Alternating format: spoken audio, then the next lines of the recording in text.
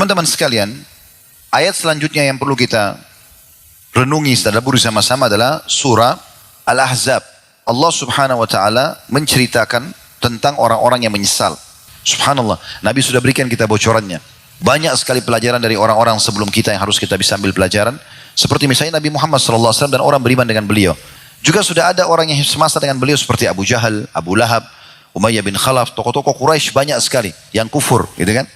Tapi mereka akhir hidupnya sudah kita tahu meninggal dalam keadaan kufur, dan Nabi SAW menyebutkan kalau mereka masuk dalam api neraka.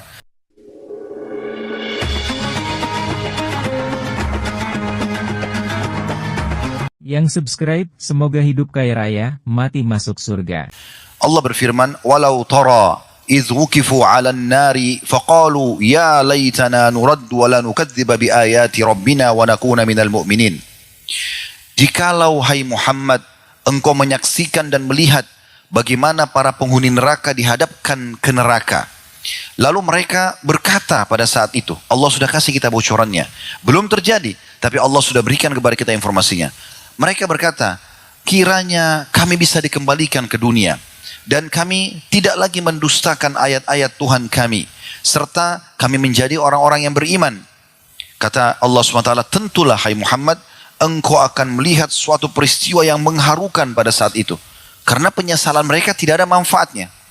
Mereka biar menangis-nangis, mereka berusaha untuk dikembalikan, tidak akan mungkin. Siapapun di antara kita teman-teman kalau sudah meninggal, biar dia menangis darah, tidak akan dikembalikan ke dunia. Siapapun dia. Ayat 28-nya, Allah mengatakan, bal bada lahum ma kanu yukhfuna min qabl, walau ruddu la'adu lima nuhu anhu wa innahum lakadibun. Tapi sebenarnya telah nyata bagi mereka kejahatan yang mereka dahulu selalu sembunyikan. Di akhirat diperlihatkan zinanya, dustanya, menipunya, dan segala macam. Sekiranya mereka dikembalikan ke dunia, tentulah mereka kembali lagi kepada apa yang mereka dilarang untuk mengerjakannya. Dan sungguhnya mereka adalah pendusta saja. Di ayat 29-nya, وَقَالُوا إِنْ هِيَ إِلَّا حَيَاتُنَا الدُّنْيَا وَمَا نَحْنُ بِمَبْعُوثِينَ. Mereka terus saja mengatakan satu sama yang lain, hidup hanyalah kehidupan dunia saja, dan kita sekali-kali tidak akan pernah dibangkitkan. Terus saja mereka bicara begitu. Sudahlah, untuk apa alim, untuk apa sholat, untuk apa indan itu, toh juga sebentar aja, di dunia aja kehidupan ini, akhirat tidak ada. Mereka memungkiri masalah kehidupan akhirat itu. Sebelum kita lanjutkan ayat 30-nya, ada seseorang tokoh Quraisy pernah melihat Nabi Muhammad SAW lagi selepas sholat di depan Ka'bah berdoa kepada Allah. Dia datang membawa tulang-tulang unta yang sudah lama mati unta itu. Diambil, kemudian ditumbuk sama dia dengan batu sampai menjadi serbuk yang halus, disaksikan oleh orang-orang pada saat itu. Lalu dia datang kepada Nabi SAW dan dia lemparkan serbuk itu ke wajah Nabi sambil mengatakan, man yuhyil idhama wa hiya ramim. Dalam salah satu ayat Al-Quran, siapa yang bisa menghidupkan lagi tulang yang sudah jadi ramim, jadi debu seperti ini hai Muhammad. Maka Jibril datang membawa firman Allah setelah itu menjelaskan, qul yuhyiha alladhi ansha'aha awwala marratin wa huwa bikulli khalqin alim. Katakan hai Muhammad, yang akan menghidupkan kembali tulang yang sudah hancur menjadi debu itu adalah yang telah menciptakannya pertama kali, dan dia maha mengetahui terhadap ciptaannya. Jadi orang-orang selalu memungkiri tentang masalah kebangkitan, tapi sebenarnya ada. Karena nggak mungkin, ya, Allah Subhanahu wa taala mengutus nabi-nabinya, Allah Subhanahu wa taala menurunkan kitab, kemudian tidak ada hasilnya. Dan sangat tidak rasional kalau kita berbuat tidak dibalas, nggak mungkin. Masa kita bekerja tanpa ada gaji, tanpa ada hasil, nggak mungkin. Maka sama ini, semua orang muslim berbuat baik dia akan dapat hasilnya, semua orang berbuat jahat akan dihukum. Lalu yang dalam sekali Allah ingatkan kepada kita ayat 30-nya surah Al-An'am ini. Walau tara idh wukifu ala rabbihim qala alaysa hadha bil haqqi qalu bala wa rabbina qala fadhuqul adzaba bima kuntum takfurun. Seandainya kamu melihat ketika mereka dihadapkan kepada Tuhan mereka, tentu kamu akan melihat peristiwa yang sangat mengharukan. Karena mereka menangis, mereka terisak-isak. Dan Allah berfirman, bukankah kebangkitan ini benar? Bukankah sudah aku ingatkan sebelumnya akan ada hari kiamat? Kalau setiap muslim tidak asing dengan setiap sholat baca Al-Fatihah. Di antara potongan ayatnya, Maliki Yaumiddin, Raja pemilik hari kebangkitan. Allah bertanya kepada mereka, bukankah kebangkitan ini benar? Sekarang kalian lihat semua kalian dibangkitkan. Mereka menjawab, sungguh benar demi Tuhan kami. Allah berfirman, karena itu rasakanlah siksa ini disebabkan dulu kamu memungkirinya. Ayat 31-nya, Qad khasira alladhina kadzabu biliqa'illah hatta idza ja'atuhumus sa'atu baghtatan qalu ya hasratana ala ma farratna fiha wa hum yahmiluna awzarahum ala dhuhurihim ala sa'a ma yazirun. Sungguh telah rugilah orang-orang yang mendustakan pertemuan mereka dengan Tuhan mereka di hari kiamat. Sesungguhnya apabila hari kiamat datang kepada mereka dengan tiba-tiba, mereka akan berkata, alangkah besarnya penyesalan kami terhadap kelalaian kami tentang kiamat itu, sambil mereka memikul dosa-dosa di atas punggung-punggung mereka. Ingatlah, amat buruklah apa yang mereka pikul itu. Di ayat 32-nya, Allah subhanahu wa ta'ala mengatakan, وَمَا الْحَيَاةُ الدُّنْيَا إِلَّا لَعِبٌ وَلَهُ وَلَلدَّارُ الْآخِرَةُ خَيْرٌ لِلَّذِينَ يَتَّقُونَ أَفَلَا تَعْقِلُونَ. Dan tidaklah kehidupan dunia ini melainkan hanya senda gurau dan main-main saja. Sebentar sekali berlalu. Semuanya akan berlalu. Mungkin teman-teman pernah reunian sama teman-teman SD-nya. Mungkin kita sudah 40, 50 tahun, 60 tahun, 70 tahun mungkin umur. Kemudian ketemu sama teman yang masih hidup misalnya. Kalau kita bercerita, seakan-akan baru kemarin kejadian itu. Baru kemarin. Dan begitulah kehidupan dunia. Nanti pun pada saat kita mati teman-teman sekalian, itu diperlihatkan masa kehidupan kita. Kita nanti di surga bisa lihat masa kehidupan kita. Oh, ini saya jatuh dari rahim ibu saya, tangisan pertama, kedipan mata pertama, tarikan nafas dan hembusan nafas pertama, dan seterusnya sampai kejadian semua firman sampai kita meninggal dunia. Lalu kita akan mengatakan, oh hanya ini ya paket hidup saya. Hanya itu saja. Dan kita akan menyesali semua apa yang kita sia-siakan. Bahkan dalam sebuah riwayat Tabarani, dihasankan oleh para ulama hadis, bahwasanya orang-orang mukmin saja yang masuk ke dalam surga masih menyesali peluang-peluang ibadah yang mereka sia-siakan. Karena kalau mereka kerjakan bisa lebih tinggi derajatnya. Tapi sudah tidak ada manfaatnya penyesalan tersebut. Mereka bersyukur dengan nikmat yang Allah berikan, tapi mereka menyesali kenapa masih ada amal soleh yang mereka sia-siakan dulu. Sampai sebagian salafus saleh, mereka betul-betul hati-hati dengan waktunya. Sampai ada di antara mereka mengatakan, bagaimana bisa saya tidak pelit dengan waktu saya? Saya tidak bakhil dengan waktu saya di dunia. Padahal sebenarnya ya, semua itu akan dipertanggungjawabkan kepada Allah Subhanahu wa taala. Lalu kenapa saya harus habiskan begitu saja? Umar bin Khattab radhiyallahu anhu, itu kalau tidur malam hari, beliau selalu taruh bejana di sebelah ranjangnya, lalu meletakkan telapak tangannya di atas bejana tersebut sambil tidur. Tidak tersentuh tapi sambil tidur. Begitu tersentuh air tersebut, beliau bangun lalu sholat malam. Tidak tidur lagi sampai pagi. Karena beliau merasa mahal sekali waktunya. Ya. Begitu juga dengan ulama-ulama dan para sahabat yang lain. Mereka begitu. Mereka sangat menjaga. Imam Syafi'i rahimahullah membagi malamnya menjadi 3. Beliau bagi sepertiganya untuk istirahat. Sepertiganya lagi untuk sholat malam. Sepertiganya lagi untuk menulis. Imam Nawawi rahimahullah itu meninggal belum 40 tahun umurnya. Atau hampir 40 tahun umurnya. Punya karya tulis tidak ada yang tidak kenal beliau. Seluruh dunia sekarang umat Islam pakai bukunya. Riyadhus Shalihin, Arba'in Nawawi dan banyak buku-buku yang lain. Yang jelas teman-teman sekalian, beliau setiap hari saking ingin maksimalkan waktunya, belajar 13 kitab di 13 guru. Kalau anda sekarang duduk seperti ini satu tema, maka beliau setiap hari 13 kitab di 13 guru. Dan belum tidak duduk sampai situ. Malam hari pasti waktu tidur beliau tidur sambil berdiri. Imam Nawawi begitu. Tidur sambil berdiri. Beliau pegang kitab, tidur, sandar di dinding. Kakinya satu menopang, yang satunya dilipat, disandarkan di dinding. Tidur. Begitu bangun baca buku. Begitu luar biasa mereka maksimalkan waktunya. Karena takut jangan sampai nyesal nanti. Kalau ada yang luput aja sudah cukup menyesal. Apalagi kalau dasarnya memang orang sengaja membuang-buang waktunya. Sebagian salah pernah melewati anak-anak muda, nongkrong, omong kosong di pinggir jalan, tidak ada faedah sama sekali. Maka beliau mengatakan, kalau bisa waktu mereka dibeli, saya akan beli waktunya ini. Cuma manusia sudah tentukan 24 jam semuanya. Gak bisa lebih. Tapi kalau bisa ada orang buang-buang waktu itu dibeli sama orang yang tahu nilainya waktu itu agar beribadah kepada Allah, mereka mau beli. Teman-teman sekalian, ayat selanjutnya yang perlu kita renungi, tadabburi sama-sama adalah surah Al-Ahzab. Surah nomor 33, ayat 67 sampai 68. Di ayat ini terulang lagi Allah Subhanahu wa taala menceritakan tentang orang-orang yang menyesal. Ya, sekali lagi Al-Ahzab surah nomor 33 ayat 67 sampai 68. Saya bacakan. Maaf, 66 ya mulainya. Yauma tuqallabu wujuhuhum fin nari yaquluna ya laitana ata'na Allah wa ata'na ar-rasula. Pada hari ketika muka mereka dibolak-balikkan di dalam api neraka, dibakar. Mereka berkata, alangkah baiknya andai kata kami taat dulu di semasa di dunia kepada Allah dan taat kepada Rasulnya.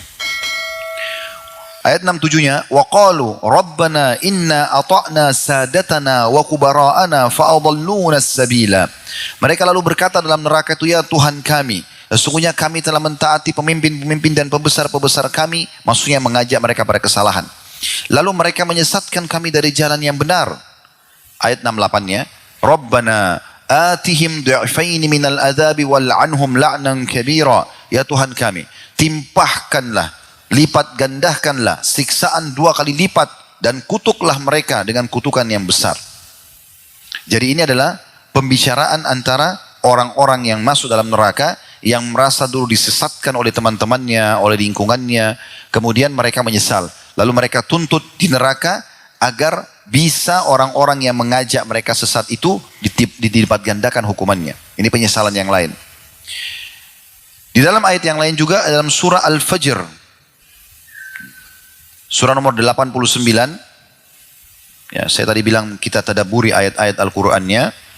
Ini di ayat 23 sampai 24. A'udzu billahi minasyaitonir rajim. Waji'a yawma idzin bi jahannam.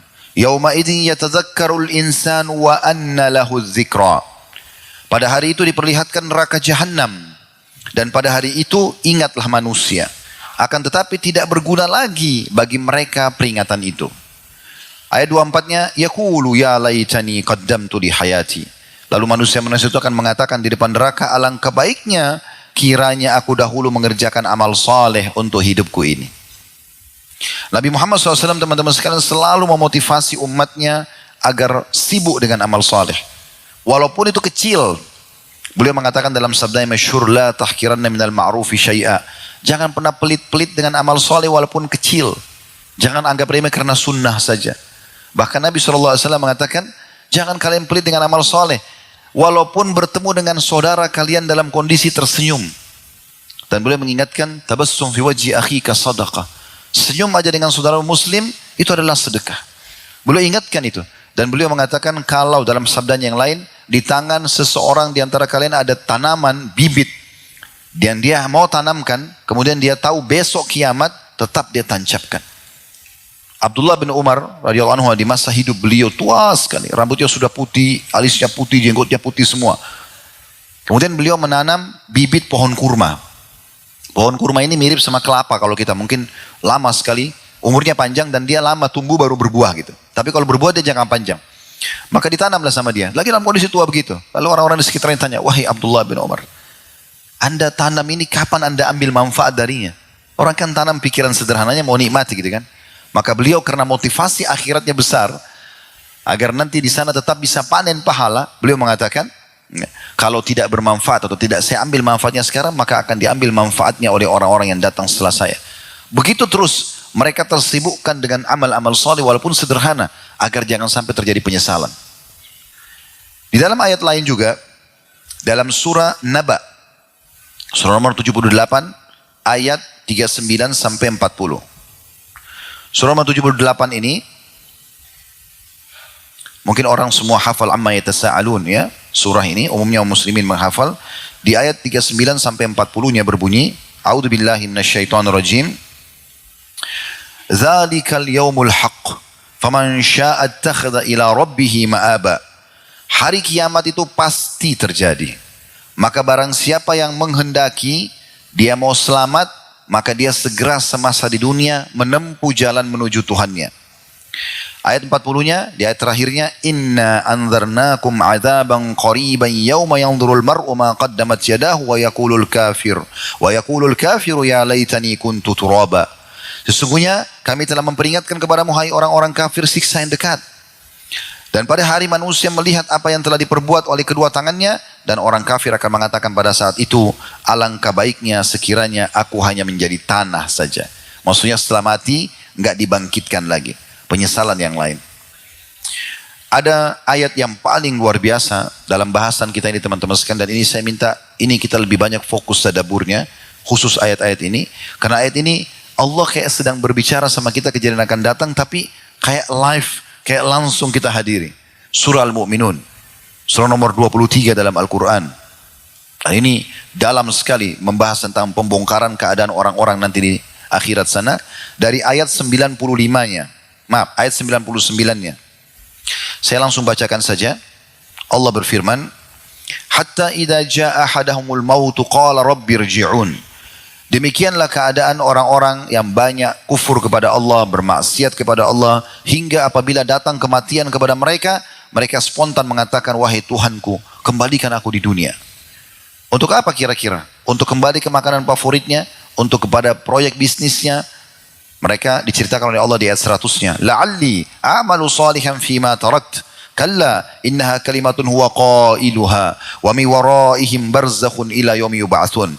Agar aku dapat beramal saleh atas apa yang telah aku tinggalkan dulu. Jadi mereka berharap kembali ke dunia, bisa sholat, bisa puasa, bisa zakat, bisa bakti sama orang tua, ya, bisa taat pada pemerintah, bisa segala macam. Sekali-kali tidak, kata Allah. Sesungguhnya itu adalah perkataan yang diucapkan saja. Itu omong kosong, tidak mungkin dia bisa kembali. Dan di hadapan mereka ada dinding yang memisahkan mereka dengan kehidupan dunia. Maksudnya di alam barzah, di kuburan, sampai nanti hari kebangkitan. Ayat 101-nya, فَإِذَا نُفِخَ فِي الصُّورِ فَلَا أَنْسَابَ بَيْنَهُمْ يَوْمَئِذٍ وَلَا يَتَسَاءَلُونَ. Apabila sangkakala ditiup nanti, hari kiamat terjadi, tidaklah ada lagi pertalian nasab di antara mereka. Dan tidak pula mereka saling bertanya. Dalam sebuah riwayat yang sahih dijelaskan, nanti akan ada seorang suami berkata pada istrinya, "Selama di dunia saya sudah coba berbuat kebaikan pada kamu." Disebutkanlah semua kebaikannya, istrinya akui. Dia mengatakan iya benar. Ini sama-sama dia, mahsyar. Kemudian si suami bilang, "Saya sekarang bisa minta gak? Satu pahala saja, satu pahala. Berikan kepada saya, bagi satu pahalamu sebagai balas jasa dulu saya baik sama kamu, supaya saya bisa selamat." Jawaban istrinya apa? "Saya khawatir kalau saya berikan kepada kamu malah saya yang tidak selamat." Sebaliknya juga ada seorang istri yang mengatakan pada suaminya, "Saya telah berbuat baik selama di dunia bersama kamu." Disebutkanlah semua kebaikan dia, baktinya sama suaminya segala macam. Suaminya akui ya. Lalu dia mengatakan, "Izinkan saya mendapatkan satu pahala tambahan supaya saya bisa lolos masuk ke surga." Kata suaminya, "Kalau itu saya tidak bisa berikan. Karena saya khawatir kalau saya berikan saya justru yang tidak selamat." Dan dalam Al-Quran Allah menggambarkan lebih dalam lagi, "Yauma yafirru mar'u min akhih." Pada hari kiamat orang lari dari saudaranya, wa ummihi wa abi, dari ibu dan ayahnya, wa sahibatihi wa bani, istrinya dan juga anak-anaknya. Likulli imri'in minhum yawma idzin sya'nun yughni. Pada hari itu orang semua berfikir untuk menyelamatkan dirinya saja sendiri-sendiri. Kita lanjutkan surah Al-Mu'minun tadi, ayat 102-nya. Setelah ditiup sangkakala, dibangkitkanlah manusia, mulai dari timbang-timbangan amal-amal mereka. Faman sakulat mawazinuhu faulaika humul muflihun. Barang siapa yang timbangan kebaikannya lebih berat, maka mereka adalah orang-orang yang dapat keberuntungan. 103-nya, waman khaffat mawazinuhu faulaika alladziina khasiru anfusahum fi jahannam khalidun. Dan siapa yang amal baiknya ringan, lebih berat dosanya, maka mereka adalah orang-orang yang merugikan diri mereka sendiri. Mereka akan kekal di dalam api neraka. Ayat setelahnya teman-teman, ini ayat yang luar biasa. Saya tadinya tidak tahu maknanya kecuali letter-let, kecuali setelah saya baca tafsirnya. Ada penyampaian dari Nabi SAW, hadis berhubungan dengan masalah ini. Ayat 104-nya, kata Allah, orang-orang neraka itu talfahu wujuhahumun nar wa hum fiha kalihun. Mereka nanti mukanya akan dibakar di api neraka, dan mereka di dalam neraka itu dalam keadaan cacat. Apa maksudnya cacat teman-teman sekalian? Kata Nabi Muhammad SAW dalam hadis sahih riwayat Imam Ahmad, sungguh ahli neraka itu saking panasnya neraka sampai membuat bibir bagian atasnya meleleh dan bisa terlipat sampai ke setengah kepalanya, dan bibir bagian bawahnya meleleh sampai melebar ke pusatnya, saking panasnya pada saat itu. Dan ini yang dimaksudkan mereka cacat dalam api neraka. Subhanallah, Nabi sudah berikan kita bocorannya. Di dalam riwayat yang lain, ahli neraka nanti ya, pada saat itu mereka akan kena panasnya neraka itu. Ya, kalau di dunia ini ada orang yang mencuri misalnya, maaf ini contoh saja, mencuri, lalu digebukin oleh masyarakat. Pada saat dia masih hidup digebukin kan dia rasa sakit, tapi kalau dia sudah meninggal, sudah mati gak bergerak lagi, saya yakin orang semua tinggalkan, karena orang pikir orang mati gak akan rasa sakit. Masalahnya teman-teman, di neraka gak ada mati lagi. Tidak kenal waktu siksaan itu, per detiknya kita rasakan sakitnya. Kata ulama, orang dibakar di neraka itu sakit, panas sampai dia hangus, tapi tidak mati. Kemudian dikembalikan lagi utuh juga sakit. Lalu dibakar lagi sakit, begitu terus. Penyesalan yang luar biasa pada saat itu. Mereka cacat di situ. Allah mengatakan di ayat 104-nya cacat. Lalu mereka saking panasnya, kata Nabi SAW, mereka panggil penjaga neraka, para malaikat Zabaniyah. Yang Allah bilang, "Falyad'u nadiyan sanad'u zabaniyah." Mereka boleh panggil siapa saja di neraka, terserah. Tapi kami akan panggil dan suruh zabaniyah. Para malaikat-malaikat yang perkasa, yang keras, kasar, yang khusus untuk menyiksa memang. Maka mereka panggil, "Wahai para malaikat zabaniyah, coba minta kepada Allah agar meringankan azab buat kami 1 hari saja." Maka malaikat tidak menjawab mereka. Dalam riwayat ini kalau seingat saya disebutkan 500 tahun tidak dijawab. Mereka terus disiksa, tidak dijawab. Setelah dijawab pun para malaikat mengatakan, ya, kalian tidak akan pernah bisa keluar. Nggak ada keringanan. Sudah datang ayat-ayat Al-Quran, sudah datang ayat-ayat Allah, sudah datang utusan Allah. Kalian tidak mau beriman. Sudah dikasih waktu yang cukup di dunia. Kalian tidak mau beramal saleh, tidak mau tobat dari dosa-dosa. Lalu kata Nabi SAW, mereka panggil Tuhan mereka. Ya Allah, tolong kami. Tolong kami. Nah di sini teman-teman sekalian, pada saat mereka panggil Tuhan mereka, kata Nabi SAW, Allah tidak menjawab mereka seumur dunia. Berapa miliar tahun tuh umur dunia? Karena manusia kita ini teman-teman, manusia ini makhluk terakhir di dunia. Sebelum kita sudah ada jin, sudah ada hewan-hewan. Ini semua sudah ada sebelum kita. Kita ini makhluk terakhir Allah ciptakan. Makanya waktu Nabi Adam diciptakan, iblis sudah ada. Mereka sudah ada semua kehidupan mereka. Sudah ada hewan-hewan, sudah ada semua ini. Nabi Adam turun di bumi ini sudah siap semuanya. Sudah berjalan sekian lama. Maka pada saat itu teman-teman sekalian, Allah Subhanahu wa Ta'ala tidak menjawab mereka seumur dunia. Setelah itu pun Allah mengatakan kalimat yang luar biasa. Allah mengatakan, qala khsa'u fiha wa la tukallimun. Jangan pernah kalian terhinalah di dalamnya dan jangan pernah kalian bicara dengan saya. Jadi setelah seumur dunia pun miliaran tahun, Allah jawab, padahal Allah itu sifatnya Ar-Rahman Ar-Rahim, Maha Pengasih, Maha Penyayang. Tapi mereka lupa Allah juga punya sifat yang lain, Syadidul Iqab, sangat berat siksanya bagi para pembangkang. Setelah seumur dunia pun Allah baru jawab, kata Nabi SAW, Allah mengatakan, ikhsa'u fiha wa la tukallimun. Terhinalah kalian di dalam neraka itu dan jangan kalian berbicara dengan saya. Kata Nabi SAW, setelah Allah menjawab itu, mereka sudah putus asa, mereka tidak bisa lagi apa-apa, sampai akhirnya keluar dari tempat keluarnya air mata mereka darah. Dan ketahuilah, neraka itu penuh dengan air mata mereka. Sampai-sampai kalau kapal ingin dijalankan di atas air mata mereka, maka bisa jalan. Allah mengatakan dalam 105-nya, lanjutkan surah Al-Mu'minun, alam takun ayati tutla alaikum wa kuntum biha tukadzibun. Bukankah ayat-ayatku telah dibacakan kepadamu sekalian? Allah berfirman, Bapak Ibu jangan buat ini, Bapak Ibu kerjakan ini, sudah sampai. Tapi kamu selalu mendustakannya. 106. Qalu rabbana ghalabat alaina shiqwatuna wa kunna qauman dhalin. Maka mereka ahli neraka mengatakan, ya Tuhan kami telah dikuasai oleh kejahatan kami, hawa nafsu kami, tetap mau menipu, tetap mau menggunjing, tetap mau menjatuhkan orang lain, tetap ini dan itu. Dan kami termasuk orang-orang yang sesat. 107-nya, Rabbana akhrijna minha fa in udna fa inna zalimun. Ya Tuhan kami, tolong keluarkan kami sekarang dari neraka ini, kembalikan kami ke dunia lagi. Kalau kami kembali juga pada kesalahan kami, sungguh kami termasuk orang-orang yang zalim. Maka di saat itulah Allah mengatakan 108 yang tadi yang saya bahasakan atau sebutkan hadisnya, qala khsa'u fiha wa la tukallimun. Allah berfirman, tinggallah dalam keadaan hina dalamnya dan jangan pernah bicara kepadaku. Jadi Allah SWT menghinakan mereka, teman-teman sekalian. Sudah ada pelajaran, banyak sekali pelajaran dari orang-orang sebelum kita yang harus kita bisa ambil pelajaran. Seperti misalnya Nabi Muhammad SAW dan orang beriman dengan beliau. Abu Bakar, Umar, Uthman, Ali, Talha, Zubair, banyak sahabat Nabi. Istri-istri beliau, keturunan beliau, Ridwanullah alaihim. Semuanya yang ikut kepada Nabi SAW, di dunia mereka bahagia. Ada rumahnya, ada tunggangannya kalau kita kendaraan sekarang, ada hartanya, ada keturunannya. Mereka hidup senang, mereka juga makan, minum, segala macam. Di dunia mereka bahagia. Di akhirat, mereka juga mendapatkan kebaikan. Juga sudah ada orang yang semasa dengan beliau seperti Abu Jahal, Abu Lahab, Umayyah bin Khalaf, tokoh-tokoh Quraisy banyak sekali yang kufur, gitu kan? Tapi mereka akhir hidupnya sudah kita tahu, meninggal dalam keadaan kufur dan Nabi SAW menyebutkan kalau mereka masuk dalam api neraka. Di perang Badar, jenazah mereka dikumpulkan semua itu orang-orang kafir, dimasukkan dalam kuburan, dalam sumur. Lalu Nabi SAW mengatakan, wahai fulan, wahai fulan, wahai fulan. Ya, bukankah kalian sudah lihat apa yang Tuhan kalian ancamkan pada kalian? Sesungguhnya aku telah melihat apa yang Tuhanku janjikan kepadaku. Kata Umar, ya Rasulullah, mereka sudah jadi jenazah, bangkai. Apakah mereka bisa dengar anda?